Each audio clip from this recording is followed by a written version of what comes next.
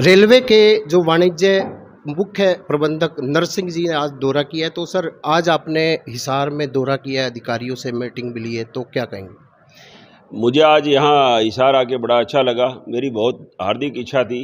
कि मैं जाके हिसार वासियों से मिलूं, उनकी आवश्यकताओं को समझूं और ये भी समझूं कि आज हम लोग हिसार स्टेशन के बारे में हमारे क्या क्या काम प्रस्तावित हैं, उनको किस तरह से गति दी जाए और उनको ग्राउंड पे उन सुविधाओं को कैसे उतारा जाए। तो आज सुबह ही हम लोग एक तरह से 5:30 बजे से ही हम लोगों ने आज निरीक्षण किया है। सूर्यनगर फाटक तक भी हम लोग पैदल गए और सारे यार्ड को भी देखा है। फिर यहाँ आके मैंने सेकंड एंट्री को भी देखा, फर्स्ट एंट्री को भी देखा, सभी प्लेटफॉर्म्स को भी देखा और यहाँ के जो हमें बीकानेर से हमारे अधिकारी आए हुए हैं, सीनियर डीसीएम जी आए हुए हैं, एएन साहब आए हुए हैं, सबके साथ मिलके हमने उसको समझा और आवश्यक दिशा निर्देश दिए कि जल्दी से जल्दी जो यात्री सुविधाओं और सेवाओं में जो विस्तार होना है उसको धरातल पे उतारा जाए, उसको एग्जीक्यूट किया जाए और अच्छी और उच्च कोटि का कार्य किया जाए। सर, भारत अमृत स्टेशन की बात की जाए, पूरे देश भर में कितने स्टेशन होंगे और बीकानेर में कितने होंगे और यहाँ कितने दिए गए, तो उनको किस तरह से आगे से विस्तृत किया जाएगा? अमृत भारत योजना में हमारे एनडब्ल्यूआर में जो 4 डिवीजन्स है उनमें हर एक डिवीज़न में 15-15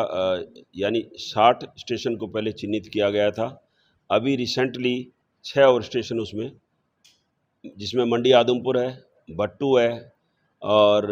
ये कालांवाली है, हांसी है और ये एक दो और स्टेशन है, रायसिंह नगर भी है। तो इनको हम लोगों ने अभी और ऐड कराया है। तो 66 स्टेशन जो उत्तर पश्चिमी रेलवे में आज की डेट में है, तो उस योजना के तहत बहुत ही तेज़ गति से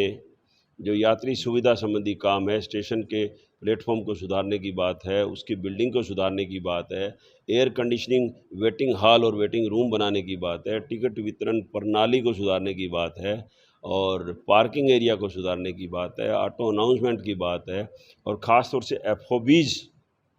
फुट ओवर ब्रिज, ताकि हमारा यात्री एक प्लेटफॉर्म से दूसरे प्लेटफॉर्म पे जा सके, उसकी बात है, एस्केलेटर्स की बात है, लिफ्ट की बात है। तो एक चहुमुखी कॉम्प्रिहेंसिव सारे स्टेशनों का हम इसमें सुधार कर रहे हैं और सुधार इसमें बहुत तेज़ गति से हो रहा है और जल्द ही आपको आने वाले समय में ये इसका अच्छा प्रभाव आपको नज़र आएगा। सर, अगर स्टेशनों के आधुनिकीकरण की बात की जाए तो उसमें क्या क्या कुछ नया टेक्निकल चीज़ें लगाई जाएगी, क्योंकि आजकल सफाई व्यवस्था को लेकर भी मशीनें लगी हैं, और भी क्या क्या कुछ नया किया जाएगा?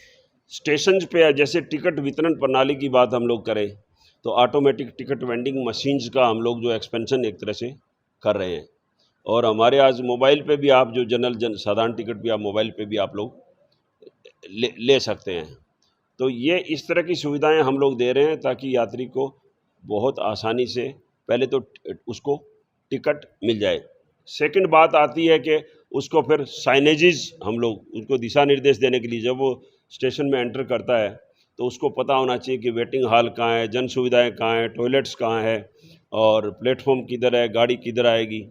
और सबसे बड़ी होता है कि मेरा कोच जो है A1 A2 वो कहाँ पे, कोच गाइडेंस सिस्टम उसमें हम लोग लगाते हैं। ऑटो अनाउंसमेंट सिस्टम हमारा लगाया गया है, तो यात्री को हर चीज़ उसको ऑटोमेटिकली हम लोग अपडेट भी उसके बारे में करते हैं। तो यानी रेलवे परिसर में पहुंचने के बाद यात्री को कोई कन्फ्यूजन नहीं होना चाहिए, उसको हर तरह की सुविधाएं मिले, अपग्रेडेड सुविधाएं मिले और टेक्नोलॉजी और इंटरनेट का भी हम लोग इसके लिए इस्तेमाल कर रहे हैं। सर, अगर ट्रेनों की बात की जाए सफाई व्यवस्था की, टॉयलेट में आज भी बड़ी दिक्कत रहती है सफाई व्यवस्था को लेकर, उसको लिए क्या सुधारीकरण कर रहे हैं? इसमें हमारे एक योजना है क्लीन ट्रेन स्टेशंस। तो बड़े बड़े स्टेशनों को नॉमिनेट किया गया है जिसमें कि जब भी ट्रेन वहाँ 10 मिनट या उससे ज़्यादा रुकती है तो जेट से उसकी सफाई होती है। सेकंड, इसमें जो क्लीनिंग एजेंट है जैसे हार्पिक होता है, इस तरह के अच्छे से अच्छे जो क्लीनिंग एजेंट को यूज़ करें। सेकंड बात ये। थर्ड ये होगी उसका फ्लोर जो है वो इस मटेरियल का इस तरह से बने कि उसमें पानी कोई ठहरे, कोई भी पानी उसमें ठहरना नहीं चाहिए। चौथा है कि ऑन बोर्ड टीमें लगाई गई है जिनका काम यही है कि जब जैसे कोई गंदा होता है वॉशरूम या किसी तरह तो उसको साफ करे। पांचवा ये है कि उसमें पानी की सप्लाई निरंतर बनी रहे और उसमें हमने ये भी दिया है कि कोई जैसे आप ट्वीट कर देते हैं तो रेल मदद, और बाकी हमारे सिस्टम आईटी का यूज़ हम लोगों ने इतना करा दिया कि आप बैठे बैठे आपको दिक्कत लग रही है तो आप हमें सूचना दे सकते हैं ट्वीट के माध्यम से, मैसेज के माध्यम से, तो नेक्स्ट स्टेशन पे वो चीज़ें अटेंड हो जाती हैं। सर ये अंतिम सवाल है कि जैसे अब सफाई व्यवस्था की बात की, लोग खुद ही स्टेशनों पे कचरा डाल देते हैं, इसके लिए आप लोगों से क्या अपील करना चाहेंगे? मैं सभी हमारे जो जन साधारण नागरिक है, ये यात्री है, सभी से मेरा एक ही अनुरोध है कि जब भी स्टेशन परिसर में आए तो स्टेशन परिसर को साफ़ सुथरा और स्वच्छ बनाए रखने में हमारा सहयोग प्रदान करें,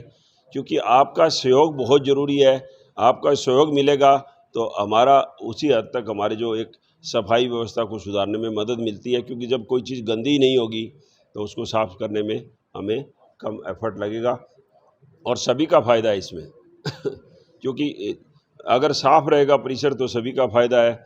सबको अच्छा महसूस होगा, कोई किसी तरह की बात उसमें नहीं आएगी और देश का एक नाम भी बढ़ेगा। जी, ये थे नरसिंह जी, इन्होंने स्पष्ट तौर से यही कहा कि लोगों से अपील की है कि स्टेशनों को सफाई व्यवस्था बनाने के लिए सफाई ज़रूर रखें, और साथ ही साथ इन्होंने यह भी कहा कि जो भी आगे स्टेशन है उनको आधुनिकीकरण किया जाएगा। प्रवीण कुमार, हिसार।